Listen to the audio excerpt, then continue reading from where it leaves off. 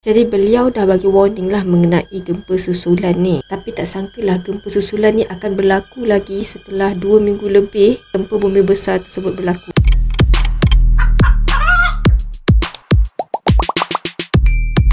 Lebih kurang 2 minggu lepas, kita satu dunia dikecohkan dengan Turki dilanda gempa bumi yang sangat kuat. Iaitu pada 6 Februari lepas, Turki dilanda gempa bumi bermagnitud 7.7 dan 7.6 yang telah menjejaskan 10 wilayah di negara itu. Walau bagaimanapun setelah 2 minggu kemudian, lagi sekali Turki dilanda gempa bumi dengan agak kuat berukuran 6.3 pada skala Richter pada 21 Februari iaitu semalam. Dan setakat semalam dilaporkan sekurang-kurangnya 41,020 orang telah terkorban akibat bencana gempa bumi yang kuat tu. So sebelum ni dekat TikTok, Nisa pernah kongsikan mengenai sebuah ramalan daripada seorang penyelidik Belanda iaitu Frank Hugerbits, di mana 3 hari sebelum gempa bumi berlaku di Turki, beliau ada post satu statement dekat Twitter dia. Cepat atau lambat, gempa bumi 7.5 magnitude akan melanda selatan dan tengah Turki, Jordan, Syria dan Lebanon.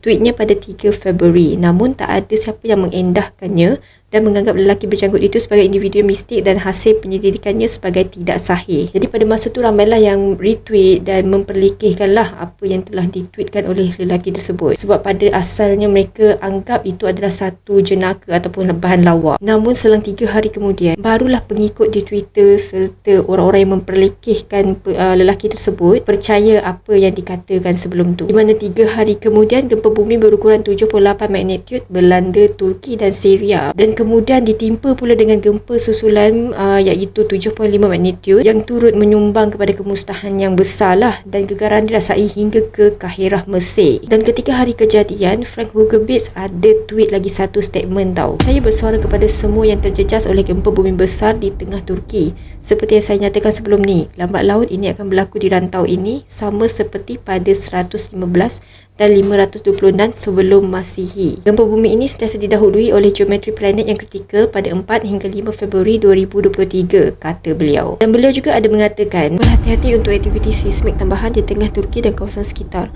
Gegaran susulan biasanya berterusan untuk seketika selepas gempa bumi besar. Jadi beliau dah bagi warning lah mengenai gempa susulan ni. Tapi tak sangkalah gempa susulan ni akan berlaku lagi setelah 2 minggu lebih gempa bumi besar tersebut berlaku. Jadi itulah dia macam sudah jatuh ditimpa tangga lah lepas satu-satu musibah yang diturunkan buat penduduk di Turki. Walau bagaimanapun kita sama-sama doakanlah semoga ke semua penduduk di Turki dan juga rakyat Malaysia yang turut membantu dalam misi menyelamat, misi mencari mangsa terkorban semua, dipermudahkan urusan mereka dan kesemuanya selamat-selamat sajalah di sana. Sebelum tu Nisa nak share sesuatu dengan korang. Nisa perasan sekarang ramai sangat yang nak keluarkan duit ke WSP. Bila nak harapkan gaji, belum tengah bulan lagi duit dah kering dah. So Nisa nak ajak korang buat side income dengan BQ Limited, di mana BQ Limited ni ada license MSB tau. So korang dah tak payah nak was-was lah. Korang perlukan modal minimum yang rendah je tau, hanya 30 USDT. Korang dah boleh start dah. Dan yang bestnya, korang dah tak perlu dah nak belajar analis market ke semua ni. Korang cuma perlu masukkan je modal korang dan biarkan trader yang runkan kita punya account. And lagi best lagi, dia low risk untuk rugi. Dan if rugi pun korang dah tak perlu risau sebab dia ada insurans yang cover tau. So dah tak perlulah takut kalau loss. So BQ Limited ni ada dua konsep, iaitu hosting dan hedging. Kalau hosting, modal bermula 30 USDT dan profit dia setiap hari. Kalau hedging pula, modal dia agak besar sikit, bermula 300 USDT. Profit dia besar tapi bukan setiap hari profit masuk tau. Di mana bila market cantik, barulah trader akan trade. Dan dalam apps ni juga ada Mission Center. Maksudnya kalau korang tak ada bajet ataupun tak cukup bajet untuk join, bolehlah try Mission Center ni. Korang completekan 10 dan korang akan dapat 10